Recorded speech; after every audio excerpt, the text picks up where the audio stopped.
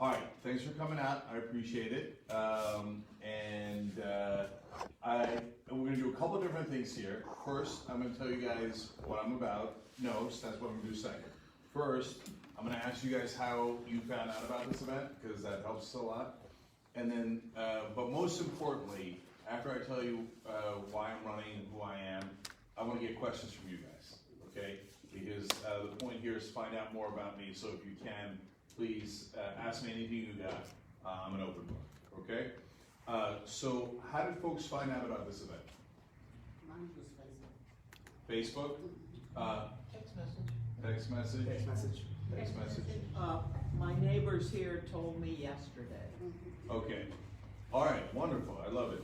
And on Facebook, where did you see it on Facebook? It could have been the text message, but Yeah. it was on media. All right, that's wonderful. How many of you had already knew about me? No, about you, yeah. Yeah. Okay. How many of you watch the Young Turks? Not regularly, but Yeah, Yeah. sometimes. Okay, got you. have seen it. All right. Okay, that's the name of my program that I'm on. Yeah. That's how. Okay, all right, wonderful. Okay, that's super helpful. Really appreciate it, guys. So, but I'll go through, especially the folks that don't know me. Let me just give you a quick summary, okay? So I'm Cenk Uyger. I'm running for Congress here in the 25th district. It's an open seat, as probably a lot of you know. It's Katie Hill stepped down. So we're actually on the ballot twice, because it's this unusual situation where you have the primary for the special election to fill the open seat, and the primary for the November election at the same time. Come on in, you can see. So this is a unique opportunity that I know you all have been looking forward to vote for me twice. Okay, on the same day, same time. Great to have you guys. Okay,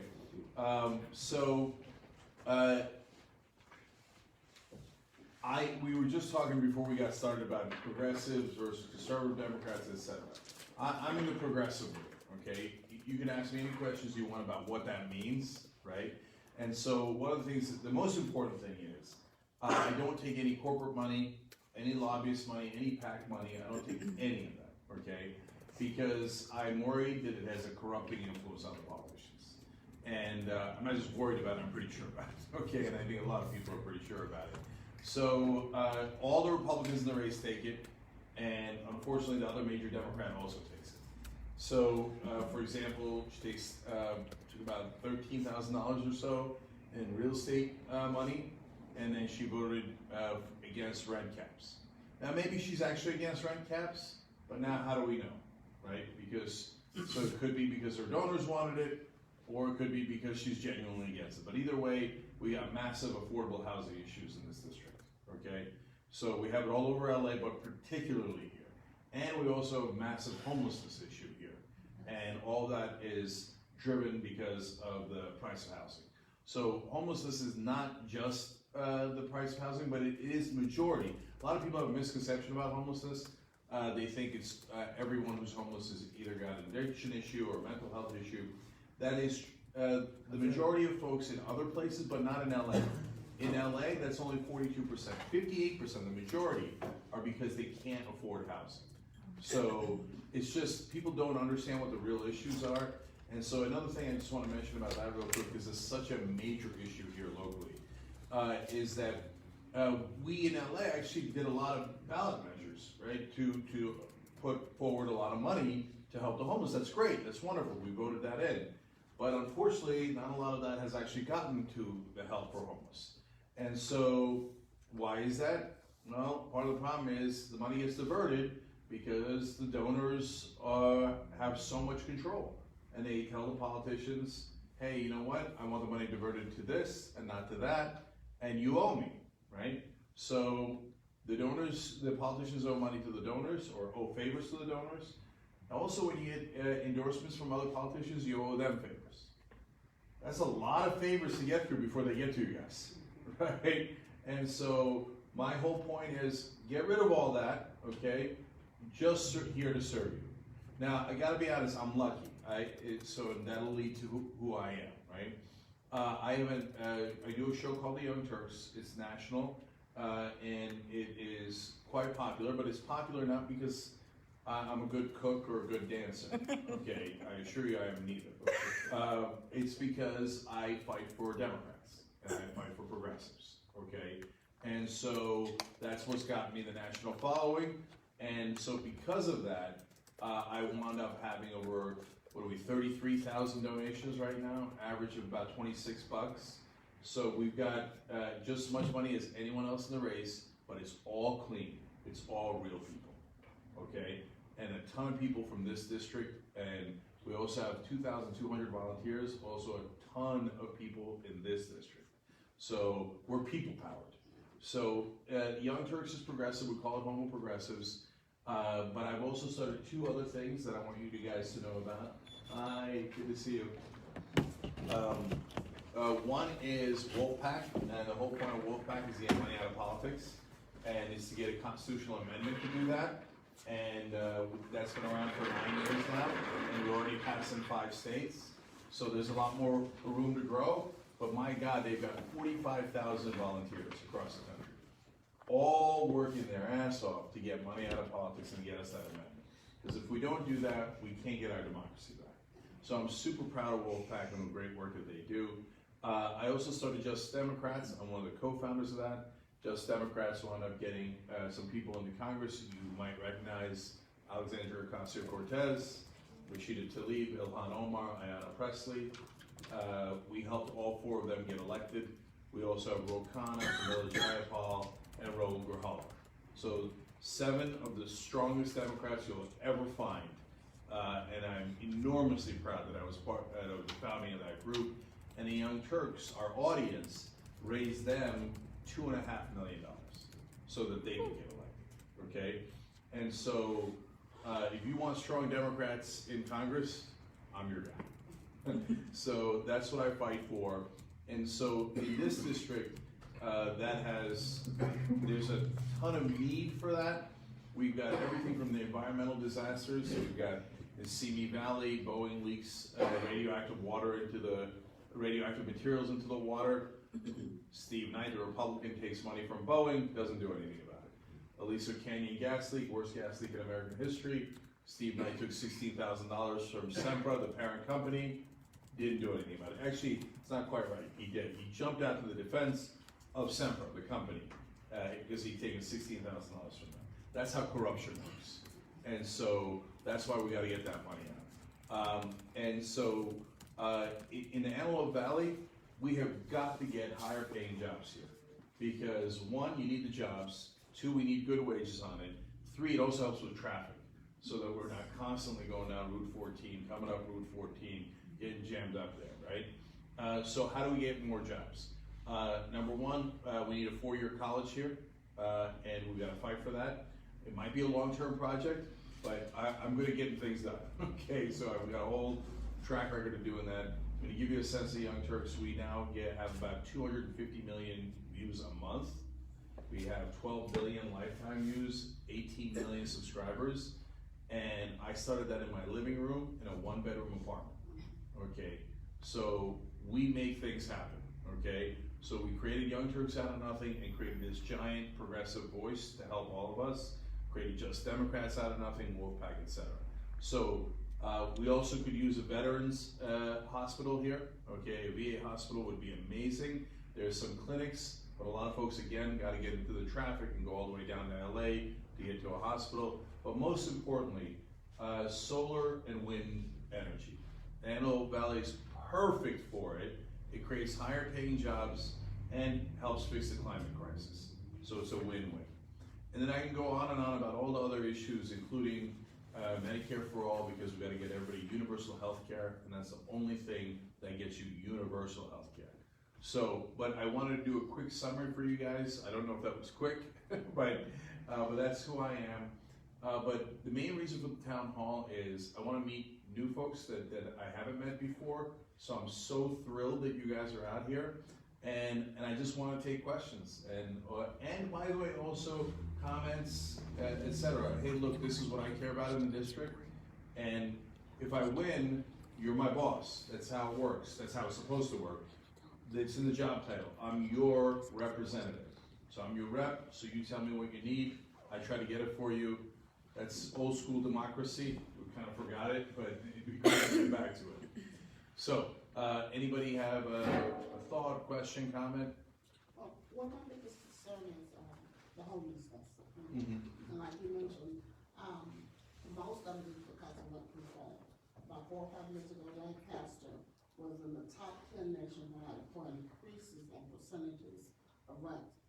Okay, you go from $800 for a 1-bedroom, and then it goes up to $1,200. But people do not get those type of increases, okay, within a year's period of time and 2 years period of time to be able to afford it. And there's too many people out there who are working, who are just lost a job, that are now homeless. Once you become homeless, then it leads into the other areas, the mental health issues, the drug issues, because you lose hope. So what can we do, what can we implement to help with the rent control, lower rates, to help eliminate homelessness? So it's a great question, and it's on everybody's mind, so thank you for asking that. So first of all, you're absolutely right that once you get into that spiral, it becomes a vicious spiral. Yes, it does. Because when you don't have shelter anymore, well, it's much harder to get a job or to maintain your job. A lot of folks don't think about it, but I've gone and worked with the homeless over the last couple of months here, including going out to the encampment in Lancaster, seeing how they live. First of all, I don't know how they do it. I mean, it's literally freezing out there, sleeping on the stone cold desert floor, just with a tent. It's the hardest thing in the world. I mean, I can't understand folks who don't have empathy for it, right? But if you haven't talked to those folks, it's sometimes people miss one of the top issues. It's hard to take a shower, okay? And if you can't take a shower, it's near impossible to get a job, Yes. right? So there's these elementary things that we need to get to folks to get them help. So there's 2 aspects of it. One is we, like I said, Measure H and so many other things actually appropriated a lot of money. That's good, that's great, right? And our taxes went up to pay for that. But I love that we had empathy in LA and California to do that, and we did, okay? Now the question is, where is it, Yes. right? Every single person I run into, especially in the Antelope Valley, is like, where is it? Where's the money? And so what I'm worried about is, and this is why I keep talking about the corporate donors. So they donate to the politicians, and then guess what? Who's gonna build the homes? Real estate companies, construction companies, and they donated not just to Republicans, but now since Democrats control California, they donate to Democrats. And they go, okay, well, who are they gonna pick? They're gonna pick the people who donate, right? So, and then, but they can't get anything past me because I run a business for 18 years. If I win, the U.S. Congressman has a lot of power. If I say to the mayor, or if I say to anyone else in California, I want to see the budget. There is no to that. No, you're going to give me the budget. I'm going to look at it. You're not going to get anything past me. I want to see who the vendors are. Did they donate to you? What's their profit margin? Where's the money going? Because it's got to go to the homeless because that's what people voted for. People are also complaining about the gas tax. Now that's a little bit of a mixed bag.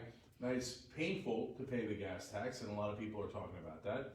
But maybe we could live with that pain if we knew it was going to the right place. So, for example, and maybe some of it, I'm sure that some of it is, right? But probably not enough of it. So, for example, just things that help you with democracy and feel better. So if they really are using the gas tax for roads and parks and stuff that they're supposed to use it for, they should put a sign up that says, this beautiful park brought to you by the gas tax. Thank you to the people of California. Wouldn't that make you feel better? That make me feel better. At least I know I got something out of it. Or this road fixed by the gas tax, right? So you get simple things like that to help folks. But then a lot of the money probably doesn't go to the right place for the same reason. The lobbyists come in and they get their claws in it, and the next thing you know. But if you have an honest politician, look, so we helped get AOC and others elected, that I was telling you about, just Democrats. All of a sudden, they go and they say, well, now I'm a U.S. Congresswoman. So when I ask you a question, you're gonna have to answer it. Now they have those hearings, they ask the toughest questions in the world, and oops, all of a sudden, they're caught, right? What did the AOC caught Trump on?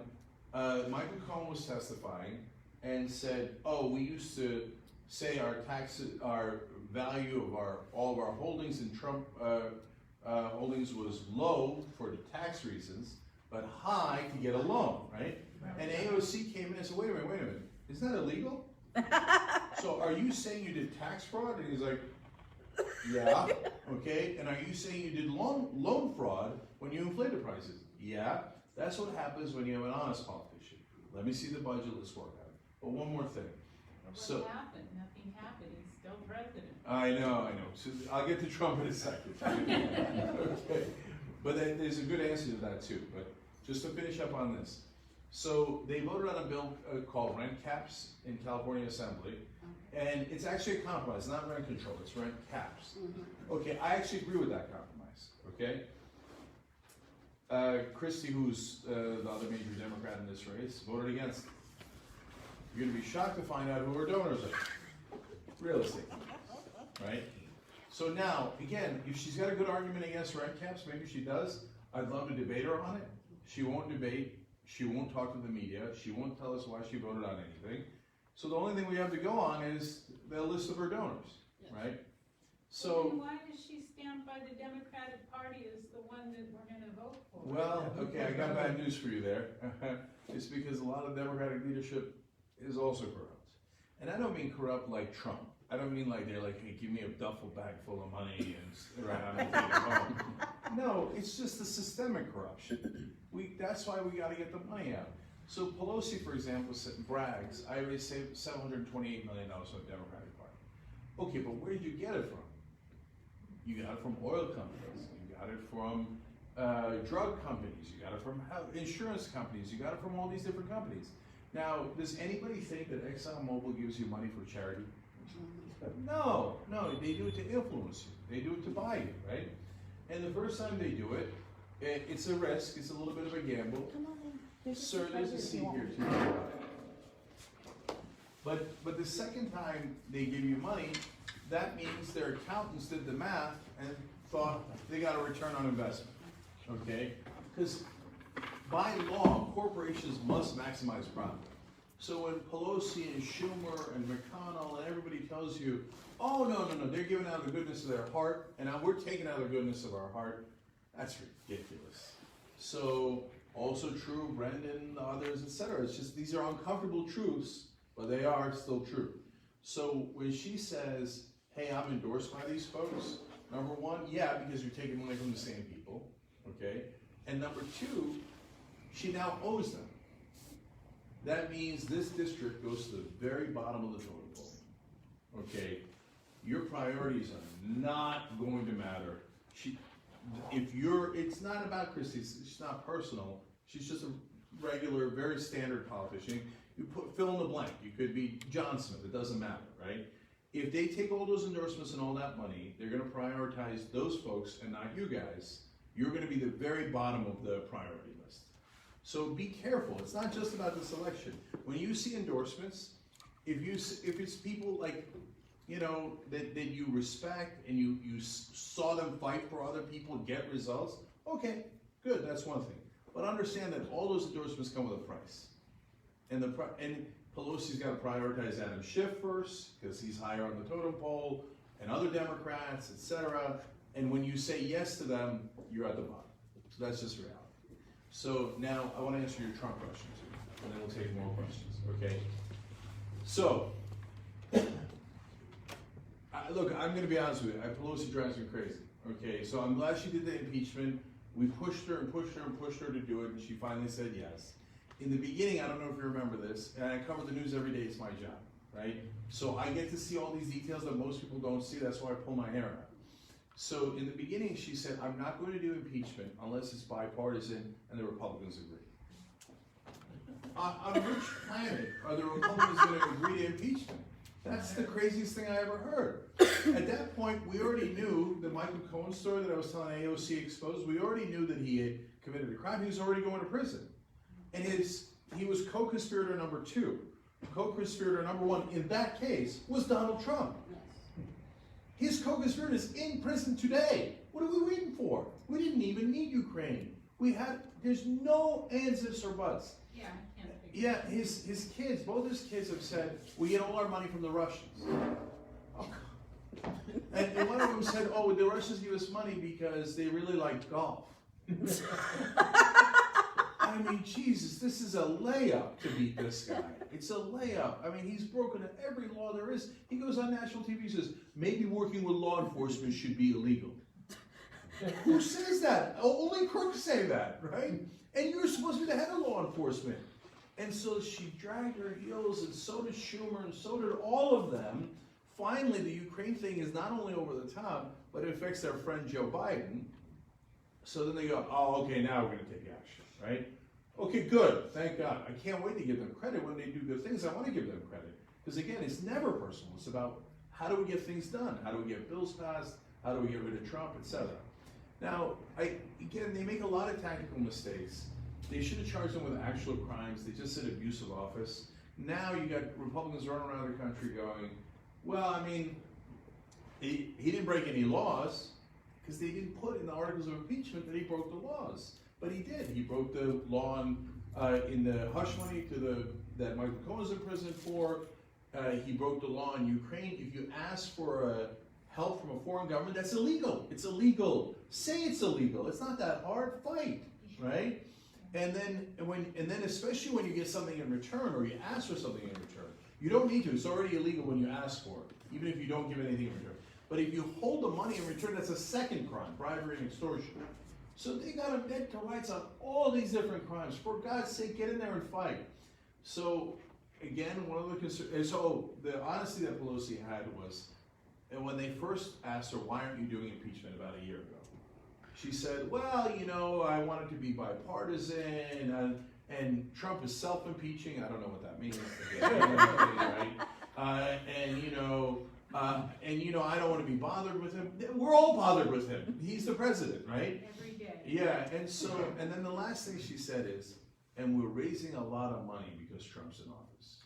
And I was like, oh my God, Jesus Christ, it's because of the money.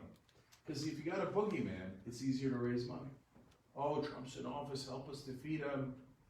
So ironically, they don't want to defeat him for the moment being. They want to win the election, okay? But for the moment being, he's helping them raise a ton of money. That's why, guys, we've got to get the money out. If we have public financing of elections, all these issues go away.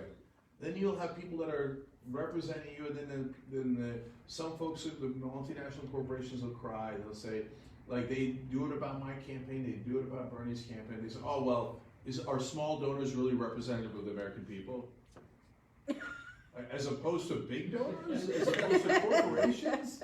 Am I more representative of you guys than ExxonMobil is? Hell yeah! Hell yeah! Right? And are my donors who are given $26 more representative? Of course they are, right? So there is a way to get Trump. Last thing on Trump, although if you want to ask more questions about it, I'm happy to kick that guy's ass every day, 24 hours a day. So in terms of fighting against him, so there's the legal arguments that I made on articles of impeachment, etc. But there's also the political ways of attacking him. So everybody focuses on how he's a monster. But unfortunately, for a lot of the voters, that's not the bug, that's the feature, okay? And so we keep reinforcing something that they like. Now, that's really disheartening that they like that he says all these things about women and African Americans and Latinos and Muslims, etc. But they like that. It's not hurting him with the voters on that. What hurts him is undercutting his strength. So his strength is his perceived strength. He has no actual strength, right? But his perceived strength is, well, I'm a businessman, and I'm competent, and I'm successful, and I get things done. Then what do? On the show every day I point out he's got 6 bankruptcies. And he says, oh, bankruptcies are good business. I went to business school, it ain't good business. You know what's better business? Is staying in business. Okay? I mean, it's so ridiculous. I mean, why do they make fun of him? What a fool. What a fool. You go bankrupt once, it's normal, it's human. Even twice, it happens to people, no problem. You're trying hard. 6 times? And your daddy gave you $413 million and you still went bankrupt 6 times? The guy's a buffoon. he just call him what he is. He's stupid. He's incredibly stupid. I challenged him because we went to the same school, which I'm deeply embarrassed by. But we went to Wharton Business School, but you know, I earned my way in. I'm an immigrant with no connections, right? His daddy got him in with probably a doctor's letter about bone spurs or something. Anyway, so he gets it, and then he hides his grades. So I challenged him. I said, if you have better grades than me, I will give you $1 million. Now, do I have $1 million? No. Okay. No, but that means you'll bankrupt me and you'll take my house. Okay. Do you have any idea how happy the MAGA guys would be? They hate me, right? Oh, they'd be ecstatic. Oh, it'd be the greatest thing that ever happened. I'm like, it's so easy. Come take my house, bankrupt me, Trump. He won't do it. Why? Because his grades are terrible. Because his daddy got him in, and he's a knucklehead. You know, he hides his high school grades. Okay, he threatened to sue people if they try to find his high school grades, and he even threatened criminal action if you try to find.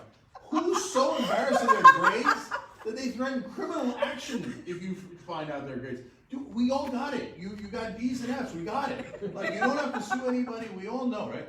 But now, how many times have you heard that? Almost never, right? Because the Democrats don't know how to fight.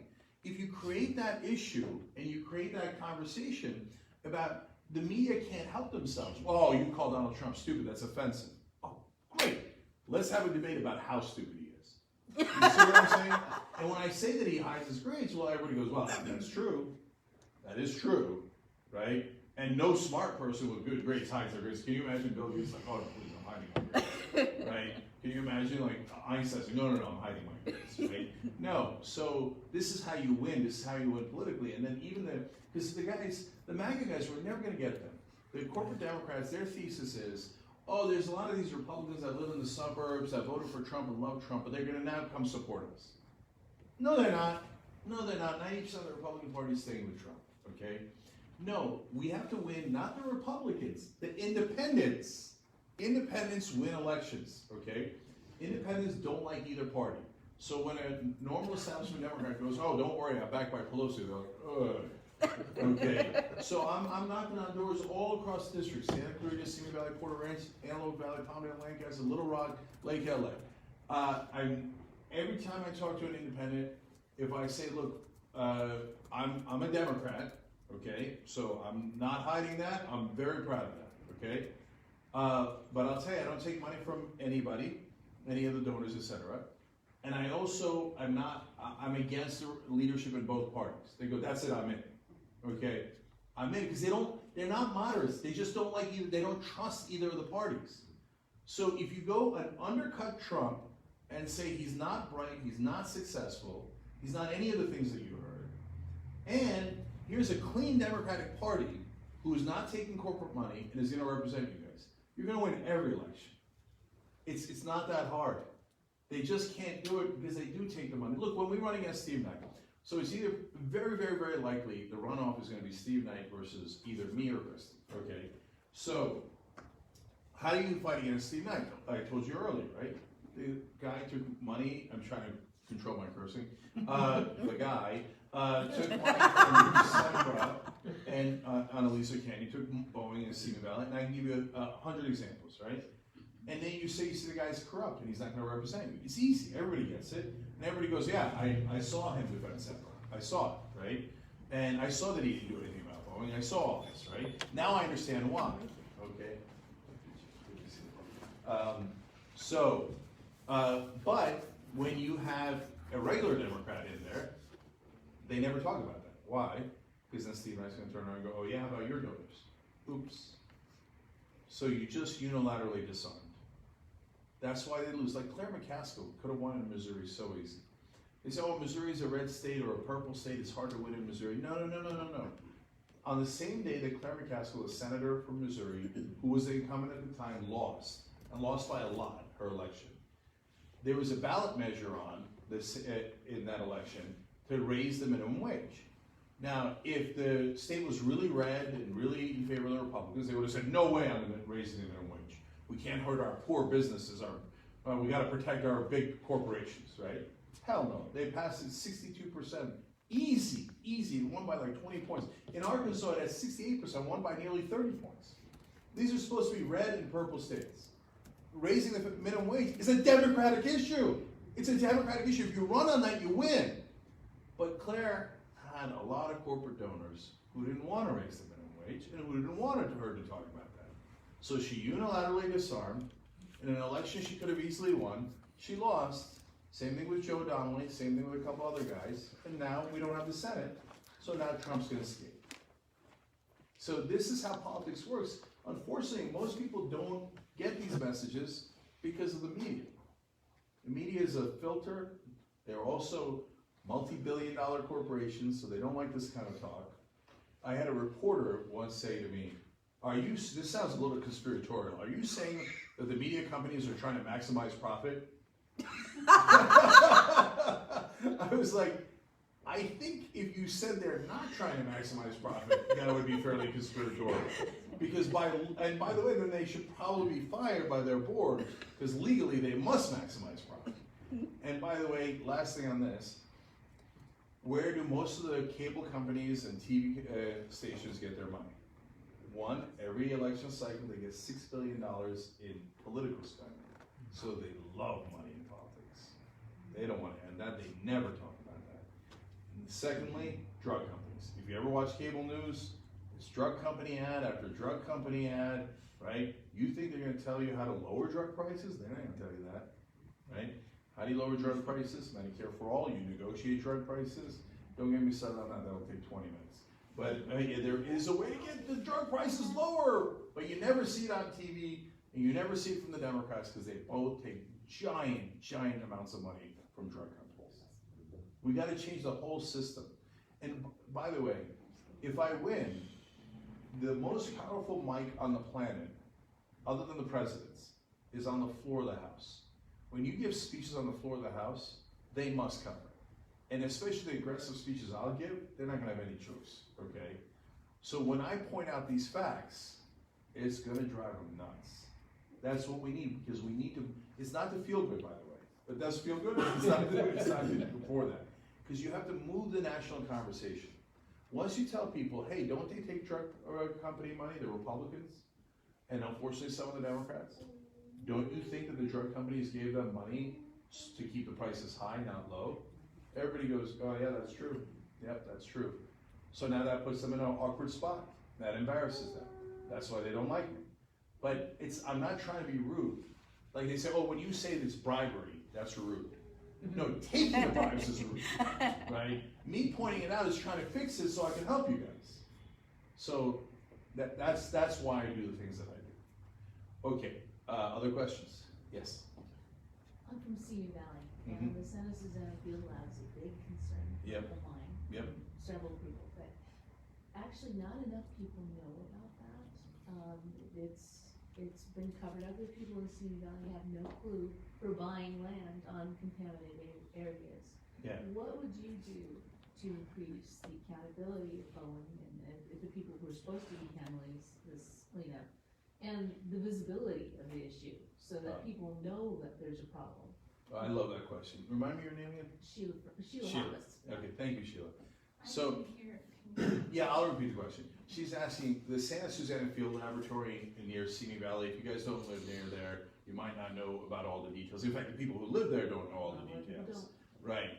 And so it was, there was a nuclear meltdown there in 1959, the worst nuclear meltdown in American history. This district is afflicted. I mean, worst gas leak in American history, worst radioactive meltdown in American history, and that's not all. And nonstop fires. I was gonna say, I worked at Children's Hospital, they had cluster syndromes, I treated the children from that incident. And by the way, Cancer. I've had cancer. yes, it's not just 1959. So the meltdown happens in 1959, they never clean it up. There's 3 other nuclear accidents, not a meltdown, but significant nuclear accidents. And then they did 30,000 rocket tests there. So that place is like glowing, okay? And so now, in 2007, it's radioactive. It's literally radioactive. In 2007, Boeing says, fine, we'll clean it up, okay? Because it's ours and we made all the money from it, fine, we'll clean it up. And they just don't. Okay, so why don't they? Because they're like, oh, what am I gonna pay $1 billion to clean it up? Well, I'll just pay Steve Knight $20,000. These politicians are so cheap. He's supposed to represent them. Who else cares, right? Is the person in the 26th district, the 53rd district gonna care? No, your rep in the 25th district is supposed to care.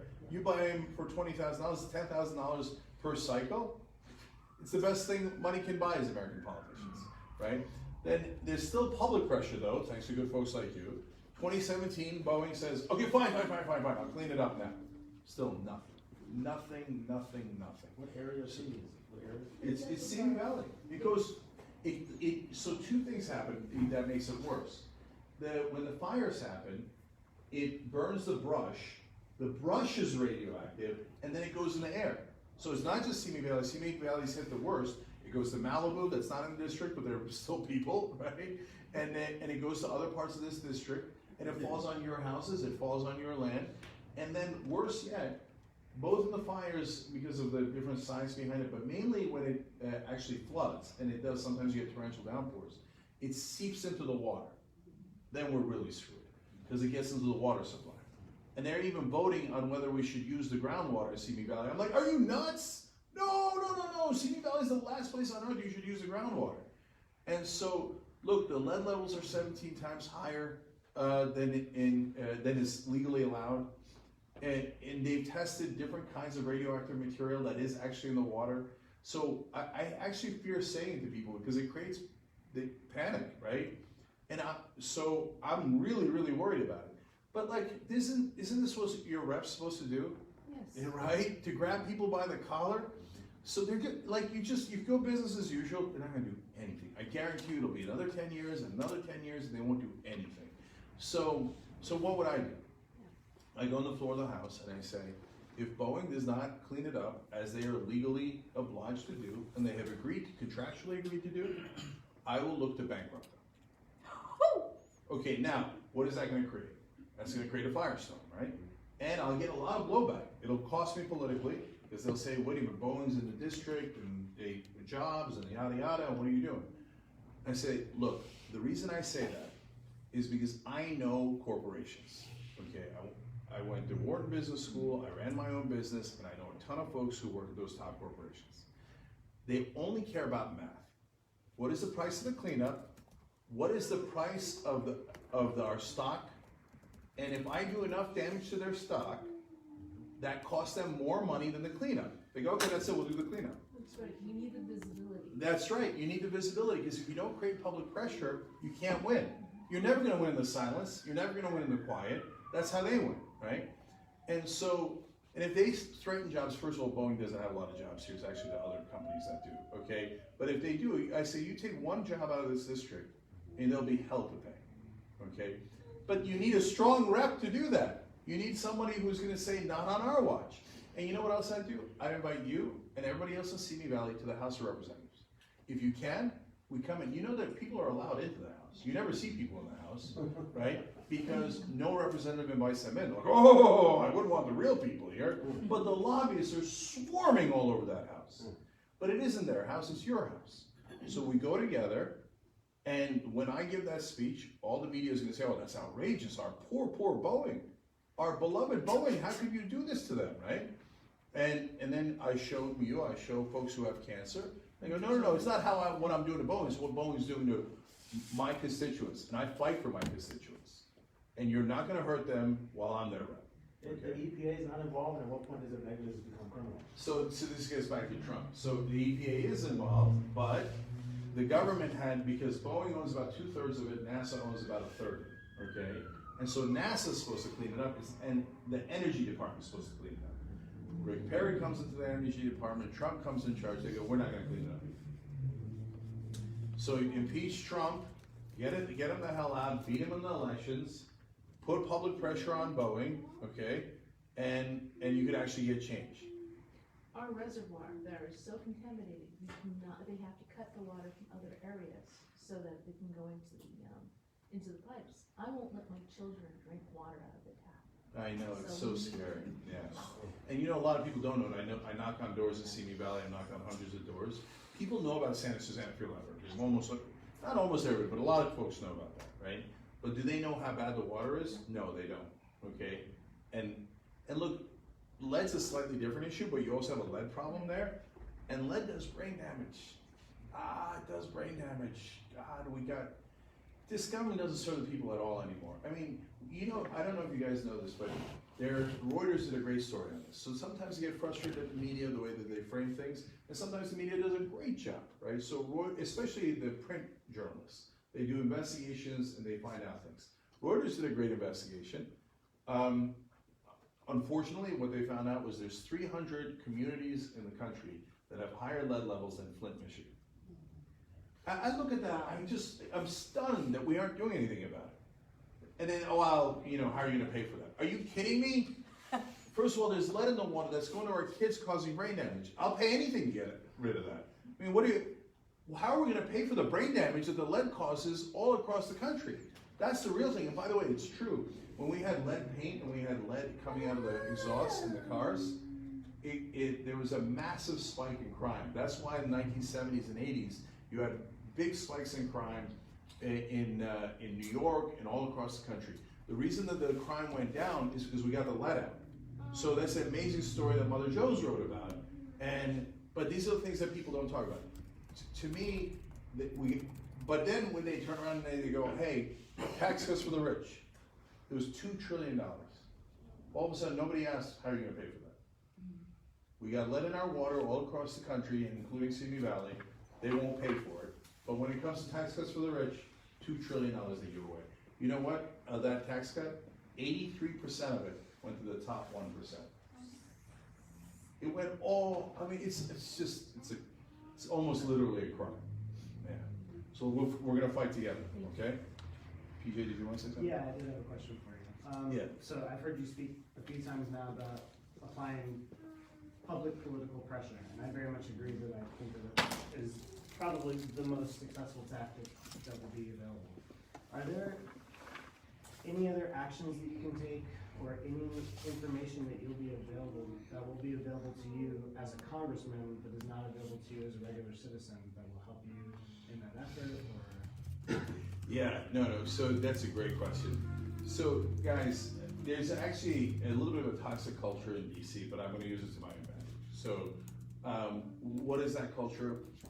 Congressmen and senators are deities, they're gods in Washington. You guys, I'm sure don't know this because it's uncomfortable, they never talk about it, but staffers are not allowed to shake congressmen's hands. What? I literally don't get why not? Because it's part of the culture.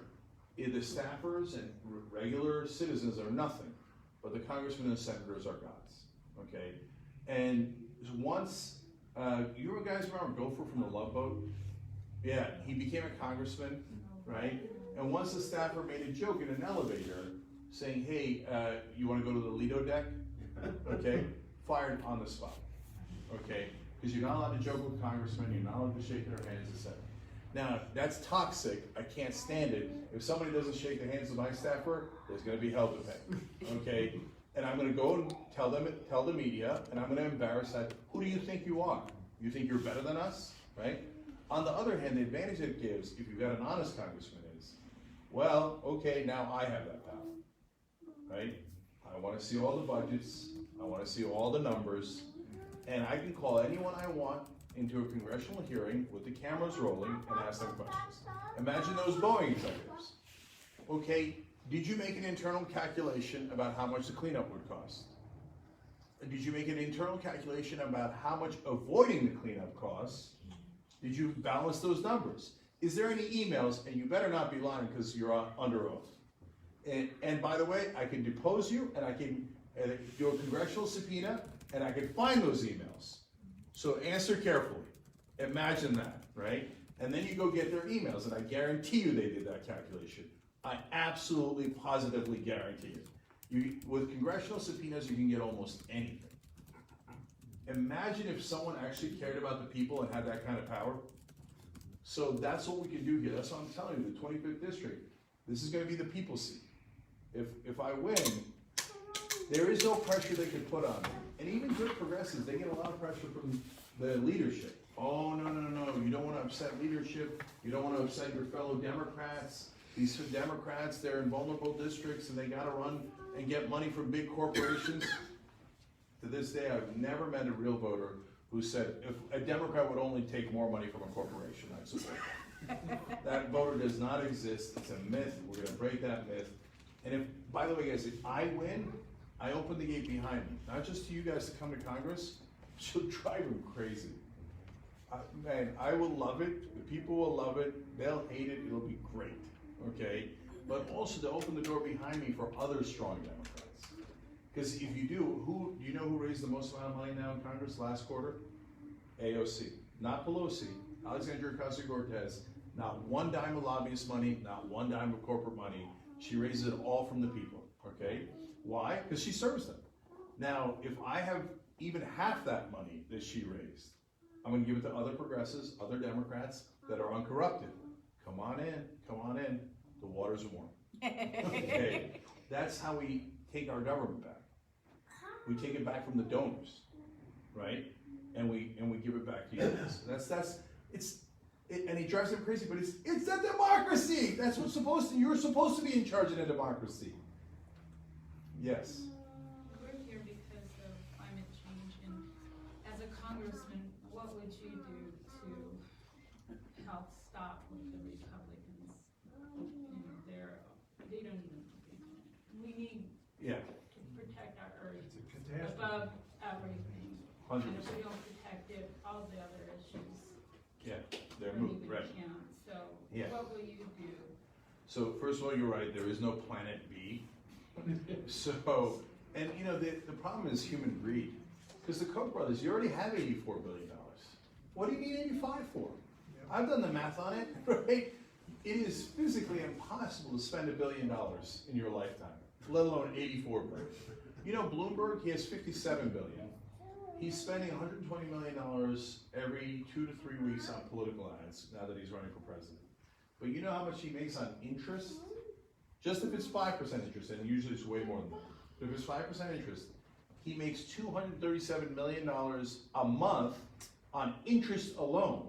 Yeah, but he's better than any Republican. No, he's way better, especially on the environment. What will you do for climate change? Yeah, so my point is that their greed drives them, and then they donate to politicians, and they bought up the entire Republican Party. They're totally corrupt. So now, how are we gonna fight back? Number one, public pressure. So here's a speech I would give.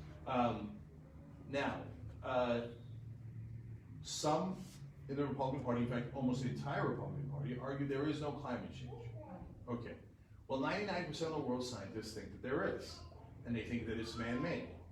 So if you think 99% of the world's scientists got together from India and China and Brazil and Russia, their beloved Russia, and Canada, etc., and all changed the thermometer readings all across the world, and all agreed in a worldwide conspiracy to lie to the whole planet, you're a lunatic. And I demand that the media call you what you are, which is lunatics. Because that is the biggest, dumbest conspiracy theory, and there's a lot of conspiracy theories out there. But that is the most outrageous one, and I'm going to go on TV and say, I need you to ask the Republican, does he really believe 99% of the world's scientists are in a global conspiracy to doctor the temperature readings, etc.? You would have to be nuts to think that. No one actually thinks that. They're corrupt. Look at the money they took from ExxonMobil, the Koch brothers, which are mainly in the oil business, actually, people don't know that, etc., etc. And here's all their donations. These are bribes, they're bribes. And if a Democrat takes money, unfortunately a lot of them do, from those same companies, sorry, I'm going to embarrass you. Because you're voting with them, and you're killing our planet.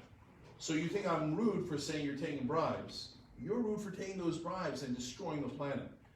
Look, again, this is uncomfortable. Nancy Pelosi, what did she say about the Green New Deal? She called it... want to do what are you going to say? Oh, yeah, absolutely. Let's just finish the thought. She called it Green Dream or whatever. So, I'm in favor of the Green New Deal, okay? So, what does it do? It rebuilds the entire energy infrastructure of the country. It creates millions of jobs, but what it does is it gets us off of fossil fuels. If we could just pass it, it's super aggressive. It gets us off of fossil fuels in 10 years, okay? But you gotta pass it. We're wasting time. We gotta go, we gotta go. We gotta pass it now because it takes minimum 10 years. And people say that's unrealistic. It might take 20 years or 15 years. Either way, we gotta get started right now, right? And the Democrats won't even allow a vote. The Republicans are all gonna vote no. It feels hopeless. That's why I talk about public pressure, because what I'm gonna do is clear. We gotta get Green New Deal. You build the entire energy infrastructure based on solar, wind, and renewable energy. And not only do you fix the climate crisis, but you also actually create more jobs and higher paying jobs. And then the third thing is, then you go to the international gatherings like the Paris Treaty, etc., and you say to China and India and Brazil, we did our job, we cleaned it up. Now the world of pressure, literally, you unite the world. We're always trying to unite people to start wars, right? No, we need to unite people to actually save the planet instead of destroying it. So then you say, hey, look, we did it. China sometimes does progress, it depends, especially if they're on board. Then you could create tremendous pressure on India and all the other countries and Russia to get on board to fix this. Look, here's an analogy I use. If 99% of the world's scientists say a meteor is going to hit the Earth in 10 years and we're all going to die, could you imagine if then the Republicans turn around and go, oh, it's a hoax? Let's not worry about it because I'm getting money from the meteor industry, right? But that is what's going to happen. That is, I mean, it's whether it's 10 years, 20 years, 50 years, it's now, first of all. I mean, especially in this district, it's now. Non-stop fires. Non-stop fires because the earth is too dry and the temperatures are too high, right? And then Houston, record flood, so I think it was 48 inches. If that was snow, it'd be 480 inches of snow. Climate change isn't something that's going to happen later, it's happening right now. We must pass those bills, and mainly the Green New Deal. If somebody says, oh no, Cenk, saving the planet is too extreme, okay, I would argue not saving the planet is too extreme, right? Okay, then come up with a proposal, an amendment, something that says, okay, Cenk, we can do that, but we can't do this portion of it. Let's do 3/4 of it, or I got a different idea on how to fix it. Great, that's what we're supposed to do as a legislature. But right now, Democratic leadership says, nope, we're not even gonna vote on it. Even if we win, we're not gonna vote on it. Then what the hell are we gonna do? So I love your question, and you should ask me what my plans are, you should ask me how I'm gonna get them done. But by the way, you and the entire national media should be asking Pelosi and Schumer and McConnell and Trump and all those guys the same question. Well, the problem is, how can you ask that when you're having all this turmoil in Washington and nobody will listen to you? No, they actually get along fine. I know it looks like turmoil, but no, they yell at each other. It's kabuki theater, okay? But whenever they need Democratic votes for tax cuts, they get them. They didn't need it for Trump's tax cuts, but you forget, Bush's tax cuts, they did need Democratic votes. And guess what they got? Democratic votes. Feinstein voted yes on Bush's tax cuts, which by the way were larger than Trump's tax cuts. Okay, they needed votes for the Iraq war. They got Biden, Hillary Clinton, John Kerry, they got Feinstein, they got the votes they needed. By the way, I think stopping wars would help global climate change. Yes, definitely.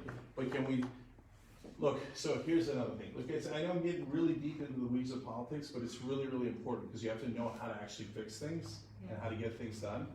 So, the Democrats just passed a resolution in the House saying Trump needs authorization to go to war. Great, I'm super happy about it, credit where credit is due. Okay, but honestly, it's a bit of a trick. Why? Because that amendment was originally in the defense authorization bill. And if you put it in the defense bill, it's gotta pass, because everybody's money is in the defense bill. It must pass. Okay, so if you, Ro Khanna, great progressive leader, Barbara Lee, great progressive leader, they put in 2 authorizations where Trump would have to come back. Barbara Lee, take away the original Iraq authorization. Ro Khanna saying if you're going to go have any military action in Iran, you must affirmatively seek authorization from Congress, as the Constitution says. Democratic leadership took it out of the bill so that the money could go to where, to their, honestly, to their donors, et cetera. And so later, when they pass the one saying Trump needs authorization, it has no teeth, because the Senate doesn't have to vote on it. If it was attached to the money, the Senate would have to vote on it, and Trump would have to vote on it, not veto it. Otherwise, they wouldn't get the money. That's the political games they play. But I cover politics for a living. They're not gonna get any of that past me. And even even the great progressives we have in there, and Roe fought like hell for it, and Bernie fought like hell for it, give them credit, right? But, and Barbara Lee was fantastic, right? But they're afraid to go on TV and say, Pelosi did it, Hoyer did it, Schumer did it. It's true, it's truth. And they don't wanna say it because they're gonna get punished. They can't punish me, I don't give a damn about them.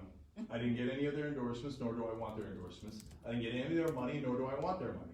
They have no leverage on me. They're gonna say, Cenk, be quiet, don't tell people what we're really doing. Sad day for you. Sad day, I'm gonna tell them, okay? That's how you change things. You create public pressure, you call out people, you embarrass them. And by the way, if you get enough public pressure, next time, she loses the speakership. But most likely she won't.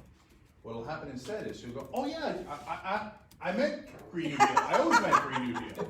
Medicare for all. I got a poster in my basement. I'm gonna bring it out and we're gonna do Medicare for all. Why, look, I have perfect proof, impeachment. She said, no way. I need the Republicans to pre-approve it. Then we put a world of pressure on her, and all of a sudden we have impeachment. Public pressure works.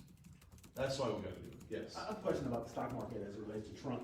You know, what are your thoughts on people that say, well, we look the other way at some of Trump's politics, and there's more issues because their 401k is doing good, because the stock market is doing good, and our portfolio is doing good. Is there any truth to that in your opinion? That, you know, people are like, hey, you know, let them be, leave them alone, and also deregulate. We deregulated so much stuff that people are just turned away. So it depends on what you mean by people, okay? Okay. Because there is some truth to that, but it mainly applies to the top 10%.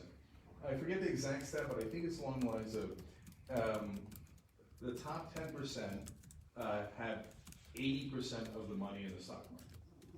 Okay, so when the stock market is going well, but almost everyone in the media is top 10%. Almost everyone in politics is top 10%. Top 1% is high, right? Top 10%, you know, is a number where if you have a job in Washington, almost everyone in Washington, not the real folks, but the people in politics and media are in the top 10%. So when the market is going well, they go, oh, that's it, Trump's great. I don't know what you guys are talking about, it's fine, it's fine. Non-stop articles about how great the economy is. Now, what they don't tell you is, wages have not gone up in 45 years.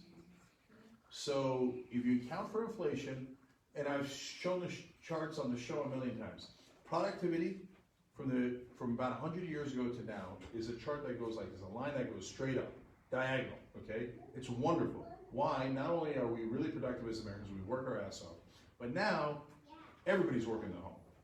The husband, the wife, everybody's working, so productivity continues to skyrocket, okay?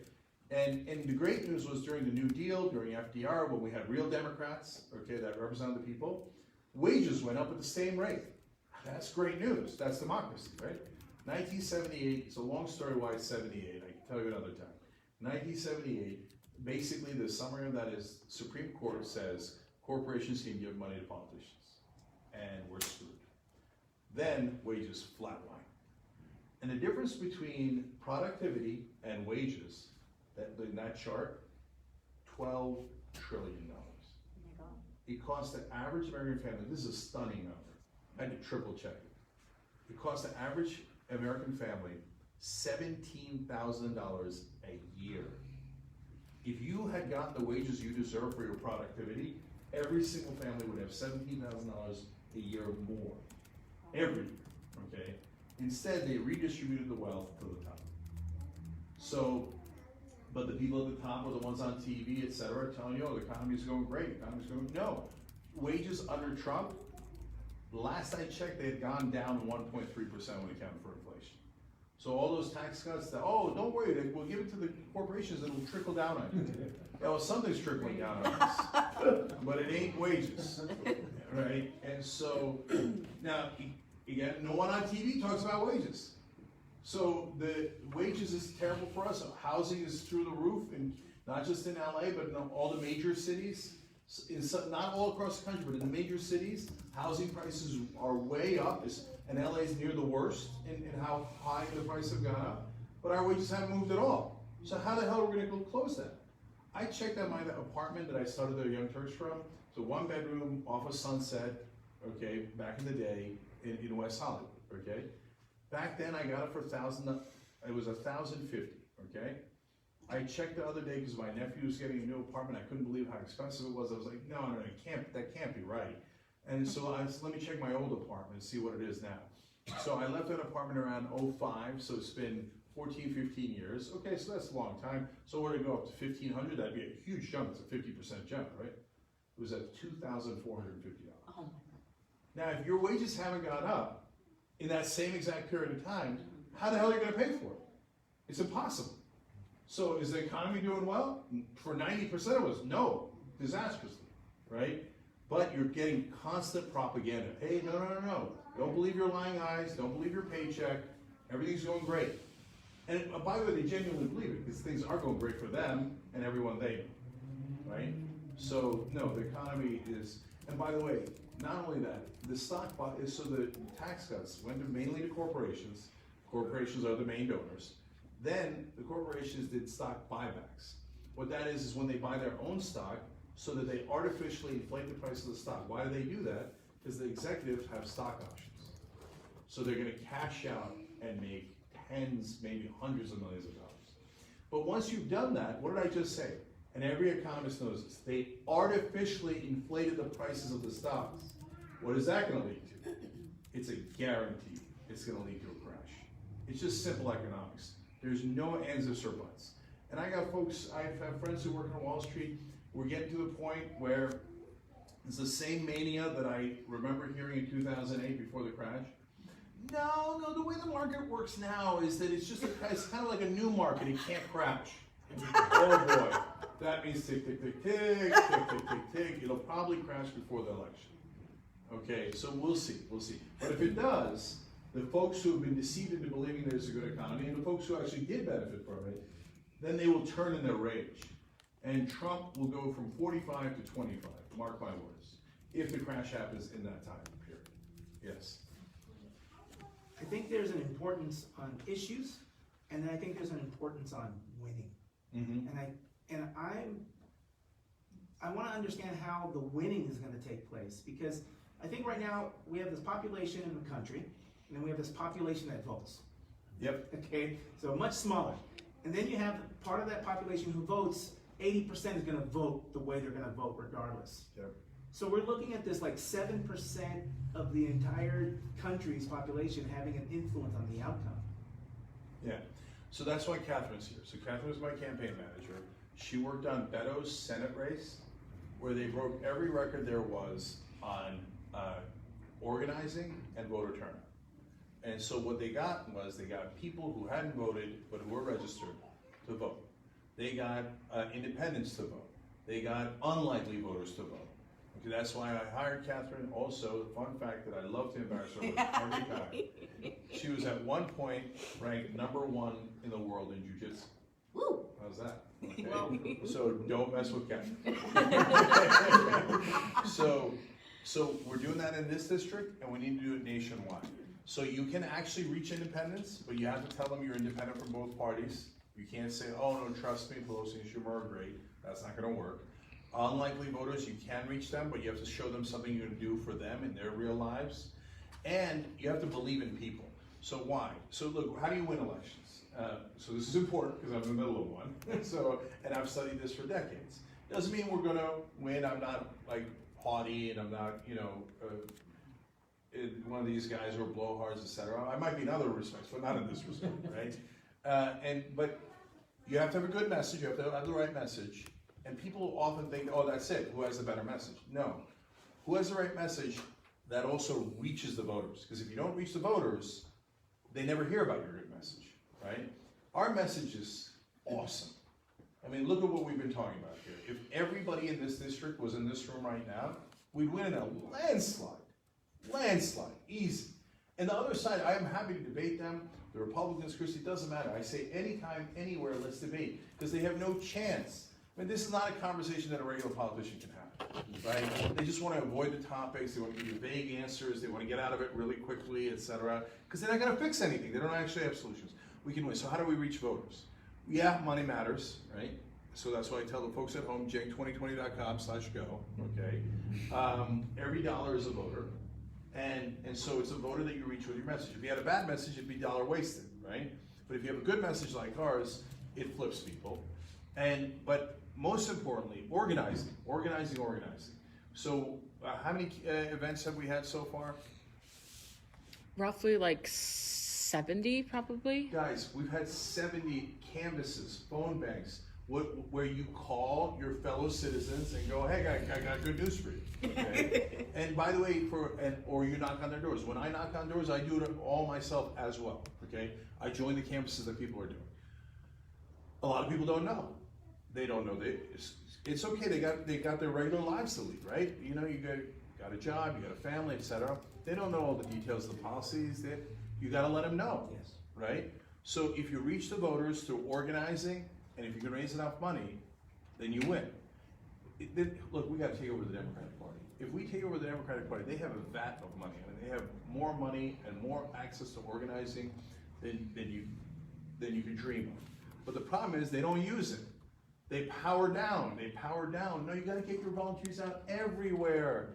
And not only do you have to just say generically vote for Democrats, you have to tell them why. But in order to do that, you got to believe it.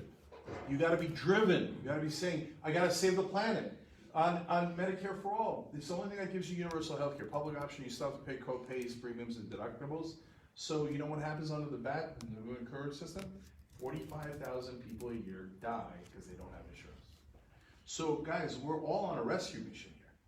We got to rescue our fellow citizens. We got to rescue the planet. If you have that kind of fire, then you're motivated to reach those voters who do, and we win. Let me follow up with that, because I think the progressives, you don't have to convince of the message. You might have to convince that you're the guy to deliver the message. I Yeah. respect that. But talking about the independents, so when you're talking about, are these issues important to independents? Yeah. So how do you tell that? You could do expensive polling, or you could go door to door and get enough anecdotal evidence to know. It's, in this district, super clear.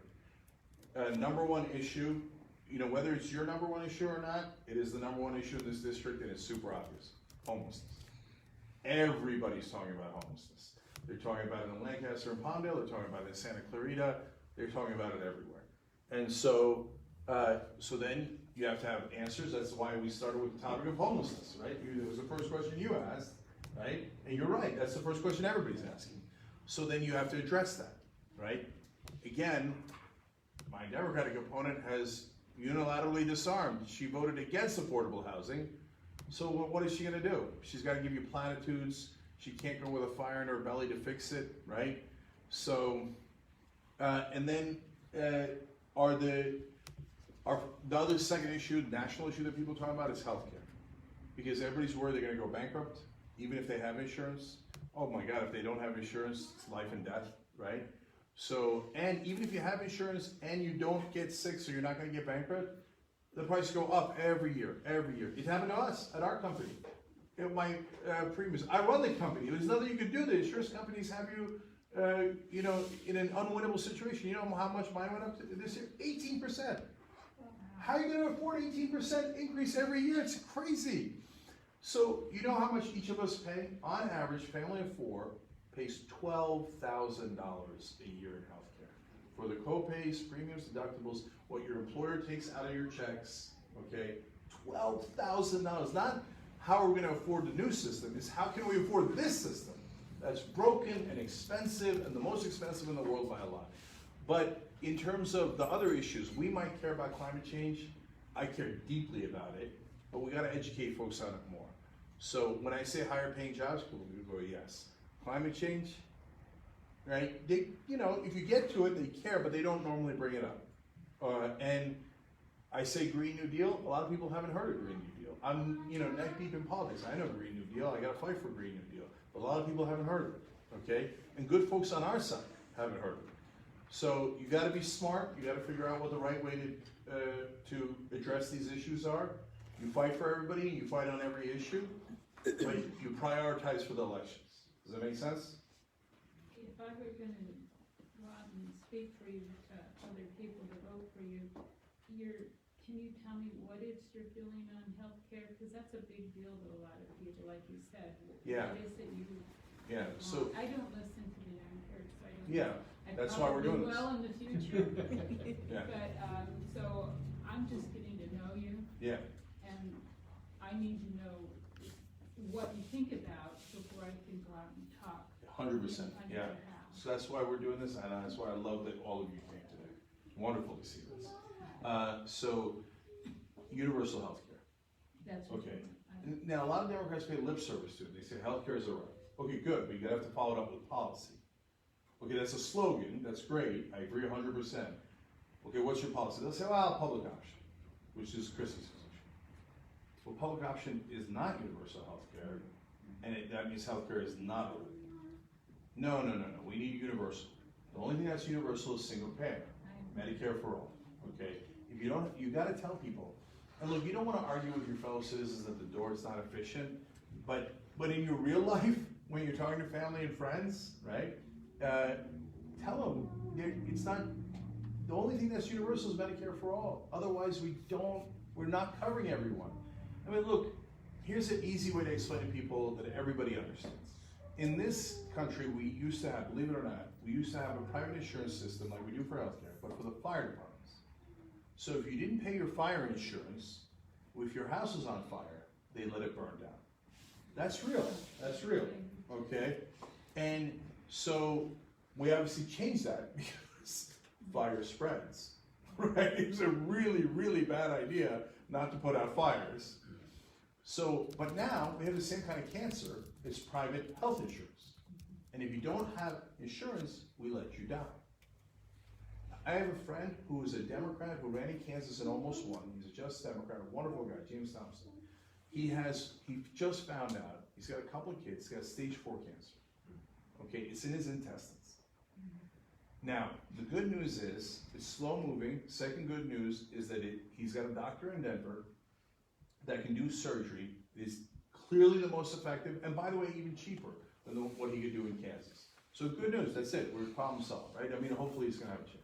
No, they say that's out of network. But the doctor in Kansas that's in network doesn't do the surgery. He gives you radiation and chemotherapy. It's less effective, it actually even costs more. Doesn't matter, bureaucracy, death panel. No, you're not gonna get the surgery. We let people die. That's barbaric. And my point is, to your friends, family, anyone you talk to, if we had private fire insurance, would we let 45,000 people a year burn to death? We wouldn't, right? I mean, nobody's that monstrous, I hope not, right? But right now, we let 45,000 people a year die because they don't have health insurance. Yeah. That's equally barbaric. And by the way, the amount of people who go bankrupt every year is 500,000 people a year go bankrupt because of medical things. We just had a friend die, she was a Republican, we went over to the husband's house, and some other Republican friends came over, and they're worried about insurance. And I said to the Republicans, wouldn't it be nice if we had universal health care like Medicare for all? And they all looked at us, I said, we have Medicare, my husband and I, and we both had catastrophic problems, out of pocket $210. Yeah, I mean, totally. wouldn't it be nice for you guys? Save my dad's life. Who's gonna pay Yep. for it? Yeah, so, That's their. yeah, and that's because this is what drives me crazy about the Democratic Party, the Republican Party, and the corporate media. They all repeat that stupid mantra, it's total propaganda. The reality is, single payer in other countries, which is all other developed countries, costs half of what this system costs. Half. The question is, how are we gonna pay for this system, right? And how much money are we going to save with the new system? But they lie. I'm sorry, look, the media is sometimes so discouraging, you know? 77% of Americans now don't trust the media. Fix it. Yeah, I'm trying, brothers. I'm trying. And it's personally cost me because I get under their skin because I say, you know, that's not true. We have the facts. You know new system costs less, and then they go, this guy's rude, okay? This guy's rude, don't let him on CNN, don't let him on MSNBC. I'm banned from MSNBC. I am, I'm literally banned from MSNBC, Wow. okay? Because they don't want the truth. They don't want the truth. I don't know any outlet more hostile to progressive point of view than MSNBC. They love, like, corporate Democrats. Schumer says something, MSNBC's running, right? But if you say Medicare for all, they're like, no. I wondered why you weren't there. Yeah, I used to be on here, yes. I had the 6 o'clock, that's a whole nother long story. But it's the same idea, this whole thing. People in power don't want you in power. They want themselves in power. Did you have another question? No, just I'm on- talking no, too no, much, I'm that's all right. sorry. You know, we're talking about Medicare for all. If you don't have insurance, a hospital has to see you in an emergency, they have to do what they have to do. We're still paying for it, people don't realize. Yes, that's The fact right. that for 42 years, I paid into Medicare, okay, that I haven't been able to use, for 42 years, okay? Now, in a couple of years, I'm gonna be eligible for Medicare, okay? And my life expectancy, maybe I'll get 12 years, 15 years out of it, okay? But I would have rather continue to pay into Medicare and pay what I paid in private insurance, okay? And have Medicare for all for the last 42 years. 100%, yeah. Okay? So, look, I'll tell you, look, this isn't my race, but but you need to know it. Biden has said on many occasions that he would cut Social Security and Medicare, okay? Not completely, but he would make cuts on it. And he used the same word the Republicans use, it's an entitlement. Okay, now do you know why we're entitled to it? Because we paid into it. We paid into it our whole lives. You're goddamn right we're entitled to it, right? And so they use it like it's a dirty word, right? No, you paid 42 years into that. Of course you deserve it. And so, and if you paid into it that whole time, you'd have Medicare the whole time. So you know why it's like, so now Buttigieg says Medicare for all for those who want it. Yeah. But that's not a thing. That's not a thing. That's like saying fire insurance for all who want it. Yeah, we all want it. Yeah, we don't want the house to burn down. We don't want to die if we get, sick, right? So the reason, that he does that awkward, weird phrase is because Medicare is so popular. So he wants to put the word Medicare into his plan because Medicare has a 77% popularity. Why? Because it works. We don't let you die. Once you get to 65, we don't let you die. Okay, I mean, folks, at some point we're going to, but if you're sick, we treat you, right? But for people under 65, we throw you to the wolves. So don't believe all that stuff. You guys are 100% right. You got that instinct? You're right. You're right. We can do Medicare for all. Medicare for all, a lot of people think is the hardest one. I don't think so. I actually think we're going to win on that first. Because everybody, I mean, you talk about it in the doors, everybody's worried about healthcare. They've had it with the prices going up, they've had it with the stress. And yeah, again, if you get caught, you get sick, you can go to the emergency room. Last thing on this, and I won't take your question. You're absolutely right about the price. The same thing with homelessness. They say, oh, we build the homes, it costs too much. No, but if they don't have shelter, they're gonna get sick more often because they're out in the freezing cold or the scorching heat, especially in Lancaster, right, especially in Antelope Valley. And then where do they go? The emergency room. And it costs so much more. Or in Santa Clara, they round them up. And to be fair, they do in a lot of places. And that's terrible. They round them up and put them in prison. Well, what does that do? More cost. If instead of paying the prison, instead of paying the emergency room, you just build houses. By the way, it works. Like, it's amazing the things that are real that nobody tells you. In Utah, they had this revolutionary idea for the homeless. Build homes. In a decade, they decreased homelessness by 91%. What a surprise, right? What a surprise. And by the way, it costs less. Why? Save money on emergency rooms and prisons. Yeah, and all the other treatments that you had to do. Yeah, switching gears a little bit. I agree with, everything you're saying, and those are all truths. My question though, is that you're saying that you're not gonna, as a politician, you're not gonna take money from the big corporate donors, right? Yes. And that sounds great. However, I mean, it costs a fortune to have commercials on TV. The things that you are saying now, gosh, I think everybody in this room. Thank you so much for coming. I really appreciate it. I have another point. Yeah, of course, thank you. Spread the word, please. Okay. Catherine, can we get everybody's info? Mhm. Okay. Yes. Yeah, well, it just, it costs so much money, how would you be able to do it, to spread that word that you're saying? Yeah. I mean, it strikes a chord with me. I'm just recently, within, I think, the last half year, I started watching Young Turks on great. YouTube, and I think it's great, and it's one of the reasons why I came. I've kind of been lately getting more and more turned off to the Democratic Party because, I just see a lot of corruption. So, I mean, what you're saying really strikes a chord with me. However, to get that word out, you have to pay a lot of money to be on TV, to Yes. be on different rituals. How would you do it if you're not gonna take any corporate money? Yeah, so yes and no, let me explain. Great question. So first of all, when Trump won that night in 2016, a lot of people got sad, I got mad. And I wasn't just mad at Trump, I was mad at the Democratic Party for losing him. I mean, how do you lose that guy? Total incompetent buffoon. So I said, let's take over the Democratic Party. And now, we know we're gonna be at a money disadvantage for the reasons that you're saying. So, but I said, if we raise enough money for enough candidates, they won't have to, this is important for you guys to know, you don't have to outraise your Democratic opponent or your Republican opponent. You just have to hit the minimum. If you hit the minimum, you got enough money to get your message out, okay? Now, they might swamp you up with ads, but after a while, they lose effectiveness, okay? So we raised $2.5 million through the Young Turks for the Just Democratic candidates. Not all of them won by a long shot. We know how hard it is.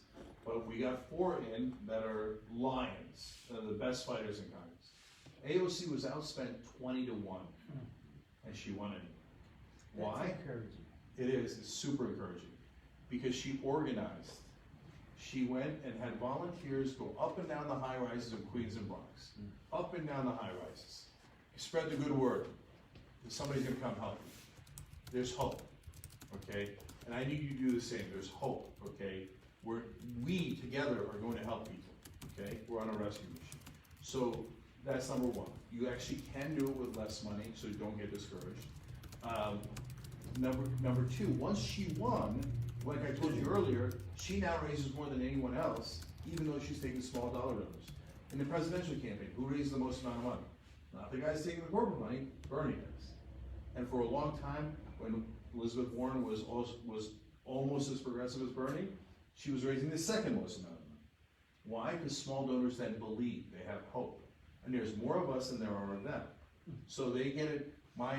Chrissy, my opponent, before this race, in the assembly, you can take direct money from corporations. Her average donation was $2,700. The average, that's how unbelievable, the average, okay? My average is $26 right now, okay? But guess what, we have the same amount of money, because I have a lot more donors. Okay, she has a few donors that give her a lot of money, I have a lot of donors that give me a little money. And now we're tied. God help her, okay? So that's how you get the money to win, and that's the amount of money you need to win. And once you win, you get even more. That's why I say, if I win, especially as loud as I am, probably I'll raise a lot more money to help other progressives get to the minimum. If I raise 5, 10, 20 other progressives to the minimum, then they got a shot to win, then we're in the ballgame. And then the other thing that you need, and also why I'm doing this, is what I said at the very beginning. The mic on the floor of the House is one of the biggest mics in the world. So once you get free media, you don't need as much money. So a perfect example of that is Hillary Clinton outraised Donald Trump in 2016 2-1. So everybody said, oh, she's got more money. Actually not true. Donald Trump had more than twice as much, about 2.5 times as much as Hillary Clinton in free media. So all the empty podium coverage that CNN gave him, every show that he was on Fox News, MSNBC, all those guys. So he wound up having over $1 billion more in media coverage than Hillary Clinton did. That's part of why he won. Trump, Trump, Trump, Trump, Trump. Everywhere you went was Trump. So if you grab the mic, you get free media, and then especially with our message, oh my God, they're screwed. So they're gonna run ads saying, ExxonMobil has your best interest in mind. Okay, I'm gonna say on national television and in all the outlets, ExxonMobil gives politicians money to bribe them. everybody in the country is gonna go, he's right, they're wrong. Look, if we grab that mic, they're in a world of trouble. That's why they don't do it. Like in this race, what are a lot of the press? They don't like progressives. They're part of the establishment. So they come in, they go, okay, they yell at you, and then when you try to respond, like my friends who are here over the weekend, they asked me, hey Cenk, why didn't you tell the New York Times or LA Times this? I said, what are you kidding? I did tell them. They just didn't print it. Right? They take the mic away from you. But if you win, they're screwed. They can't take the mic. Okay, I think a couple of more questions and then we'll wrap it up. Yes? Alright, so I just wanted to inquire as to, obviously, of course, Christie Smith is one of the Democratic endorsement. Yeah. In practicality, at least, for Nancy Pelosi, and is the. Yeah, she did. Yeah. And is the favorite for the nomination. No, that I don't agree with, but keep going. I imagine you obviously would. Yeah. I was just wondering how you plan to contest her in terms of going to the seat. Yeah, so great question, but it's two different parts. So she did get the endorsement, and she brags about it. She says, I was handpicked.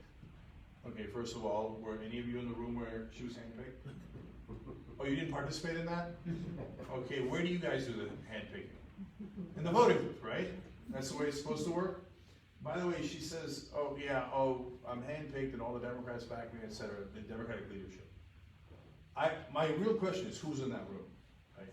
So if some power players that we don't know picked you, who were they? By the way, were there any people of color in that room? I don't know, right? Was that room representative overall, whether it's gender or people of color or anything? I don't know. I'm not making accusations. I'm just asking, who the hell was in the room, right? And so I'm not at all bothered by her endorsements. I actually think you guys should be bothered by her endorsements. I think they're an albatross around her neck. Dianne Feinstein endorsed her. Dianne Feinstein voted for Bush's tax cuts, for Bush's war. But Dianne Feinstein was in favor of the death penalty even after we got rid of it in California. Dianne Feinstein, because of progressive pressure in the last election, finally switched to being in favor of legalizing marijuana, but she was against legalizing marijuana, put all those thousands upon hundreds of thousands, millions of people into jail that shouldn't have been in jail. So I would want Dianne Feinstein's endorsement if my life depended on it, okay? So I don't think those, but do they help her with some voters? Sure, because if you don't have all the information and you get a little pamphlet and it says, oh my God, these names that I know, Pelosi, Feinstein, say I should vote for her, yeah, that's gonna help her.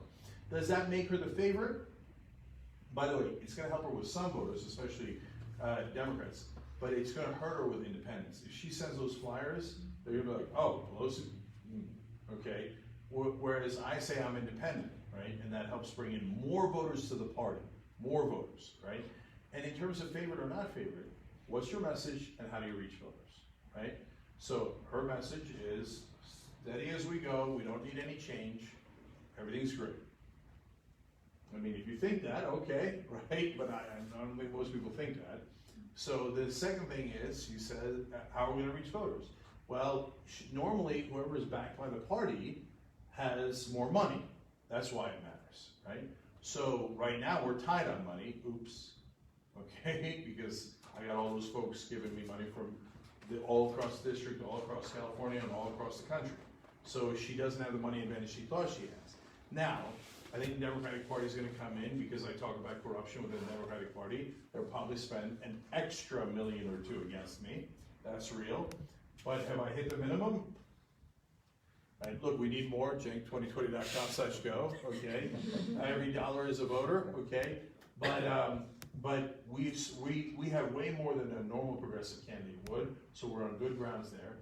And in terms of organizing, it's not a contest. I have thousands of volunteers. I never see anybody on the streets for her, right? It's not to say that she doesn't have good folks in Santa Clarita who are part of the system and they mean well, and there'll be 10, 20, or however many of them that go out closer to the election. But we're going out nonstop, every weekend, canvas, phone bang, reach the voters, reach the voters. So when you combine my volunteers with the amount of the money I've raised and the message I have, I think there's an excellent case to make that I'm the favorite, not her. And plus, the other thing is, I do nonstop, I talk to you guys nonstop, I talk to media nonstop, I'm trying to get a message out. look, in a worst case scenario, even if I win, I want more people to hear this message. So, because it's gonna help down the road. You build up and build up and build up. She's hiding in a wine cave. How is she getting, she barely does any media. She does almost no town halls at all, right? Won't talk to the public, and refuses debate. So first of all, I don't even know what people are voting on. Does anybody know what they're voting on? And she has incredibly vague positions. She has given no details on anything. Like, for example, I want to end private prisons. If you incentivize people to imprison your fellow Americans, they'll imprison your fellow Americans. And they'll do it for profit, right?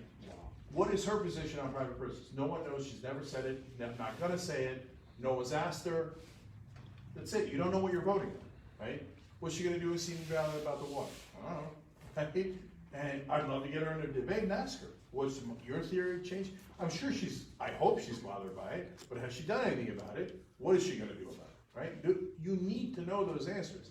So if she's saying, no, I'm scared, I don't wanna tell people my policy positions, one, that's telling. And two, it's not a good way to win the race. You win the race by engaging the voters. She thinks she already has a won. I don't want to get into too much details, but she has an enormous sense of entitlement.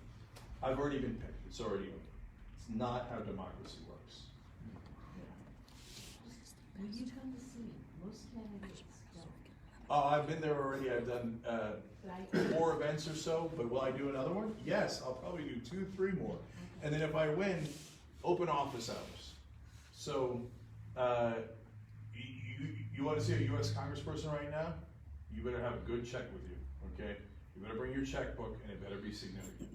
With me, I don't want your check, right? I mean, I'll take $26. But I'm not going to take the lobbyist money. So do you know that when you go into Congress, the first briefing they give you, Democratic Party, the Republican Party does the same, probably does it more. They say every day you have to make 4 to 5 hours of phone calls to corporations, lobbyists, and wealthy people to raise money. So I just cleared up 4 to 5 hours of my day for you guys. Can you imagine, right? So when's the last time Feinstein ever took a meeting with a citizen? Are you kidding me? Oh, the other day, the Green New Deal activist came into her office. She said, that's never gonna happen. She's yelling at a kid.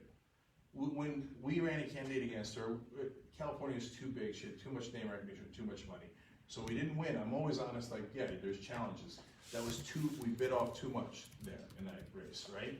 But, God, you look at her, and we were trying to find out how many volunteers she has, so we went to her website. Hey, welcome, there's a seat right here. And she literally did not have a tab for volunteers. She didn't want volunteers, she didn't need volunteers, she already had the corporations give her money. So, we're gonna reverse it. We're gonna reverse it. The people are gonna be in charge. Okay? All right, anything else, guys? Just maybe a suggestion. You've got this tremendous backlog of information on your shows that anyone in the internet can look up. And I just suggest that when all the you print up a sheet that has all your best shows on each subject, like climate change, whatever. And when you think, at the same time as volunteers, you just go to each show and you just hand them this. Yeah. And then they can look up your shows and so it's such a time saving. I love the way you're thinking, brother. The problem is, speaking of time, we have about 6 weeks or less before the election. We're not gonna have enough time to do that. Yeah. Yeah. But you know what though, if we win the primary, then we have more time. And then Yeah, but you need so much thing in condition. I didn't know where you were. I was trying to get a hold of you. I'm from San Diego.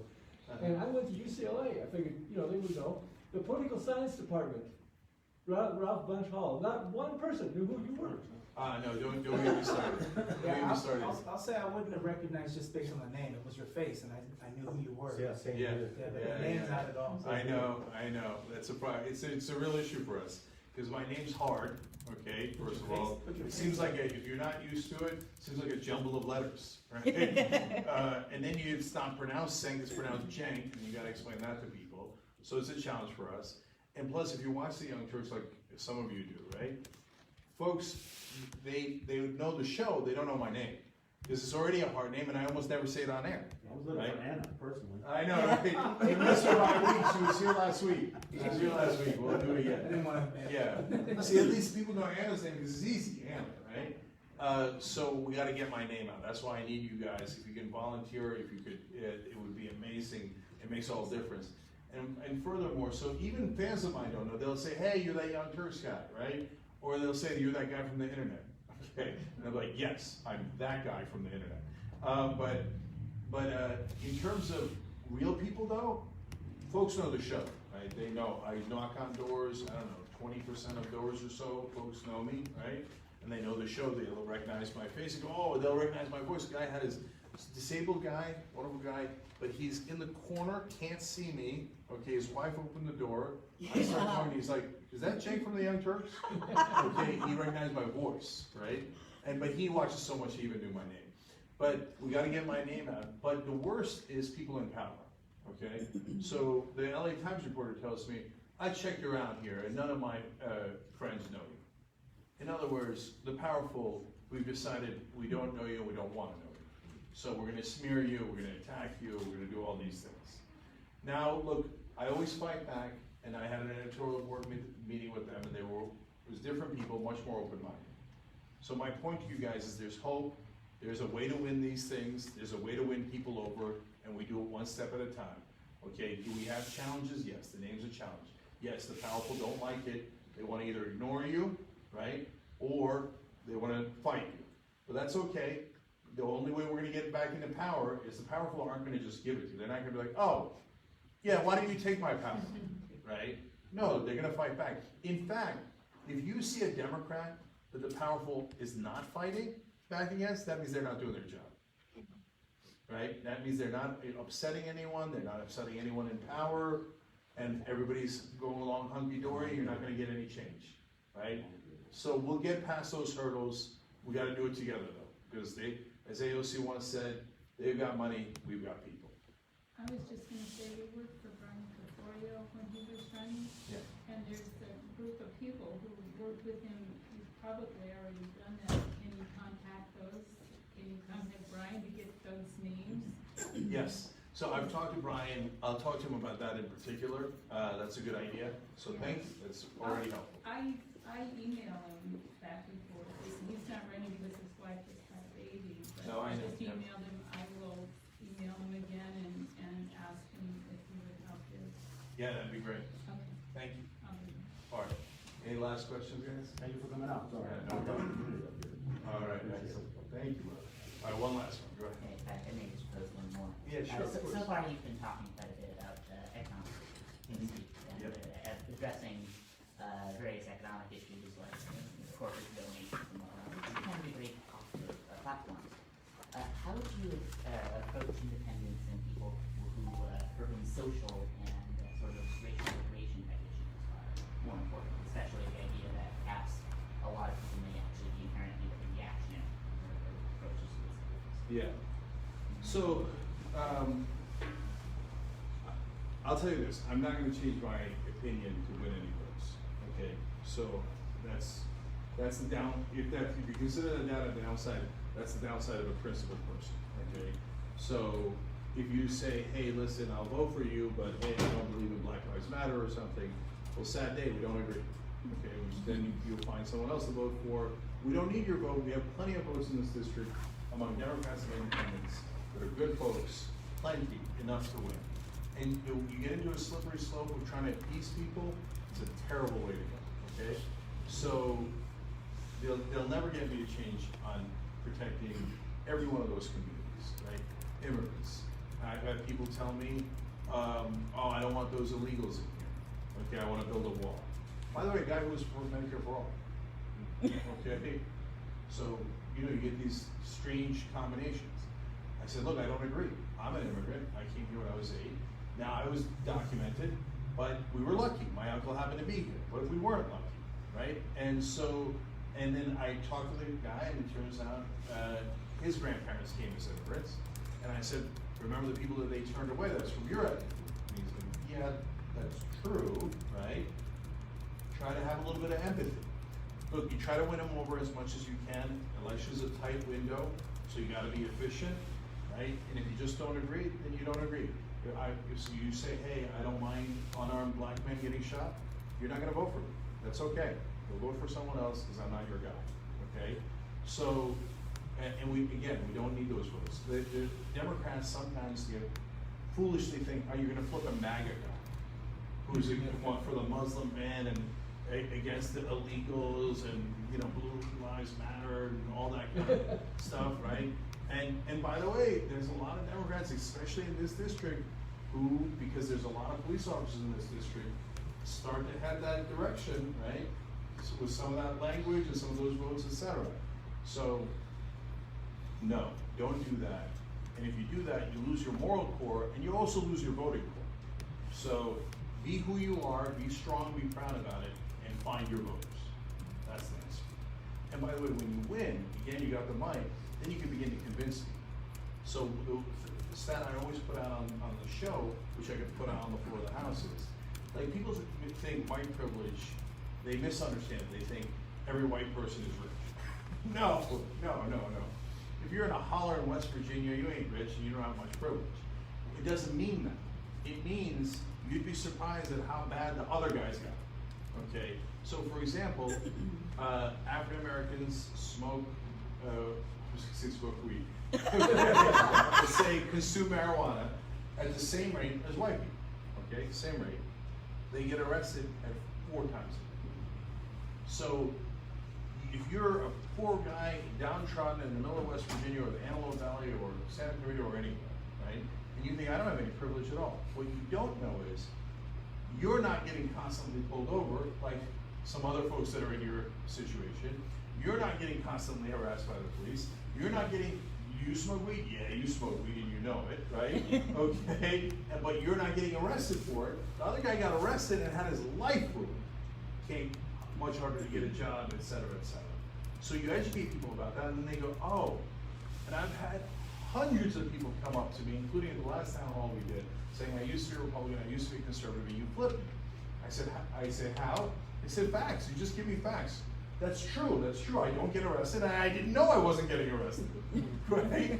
How would you know you're not getting arrested and that's a privilege that you have, right? But when you tell people, they go, oh, okay, yeah, that's true, I get it. And that's how you win people over in the long run. Okay, all right, super last question. You're talking about just the facts. And about 3 years ago, I was reading an article about climate change. It was in the Post in San Diego Union. I read it. I actually read the same article in the LA Times. They both owned by the same company. I read the New York Times. I was just in the library hanging out. I read the New York Times from 2 weeks ago or so. And I think you accidentally put a fact in there that you didn't mean to, because what you said about the LA Times. But that was, we burn fossil fuels at the equivalent of 400,000 atomic bombs a year. That's the amount of energy released. And if I ask that people all that question, no one ever even comes close. Yeah. That's how much energy. Yeah. And just what you need is the facts. That's all you need. We're gonna get the facts out. All right, guys, thank you. And just one last thing in terms of if you have a sign up. For those of you who RSVP'd online, we've got your information, but if you haven't, come see me and I'll put it in. Yeah, and we would love for folks to volunteer at the district if you can. Even if you make one phone call or knock on one door. I didn't even know he was running. This race is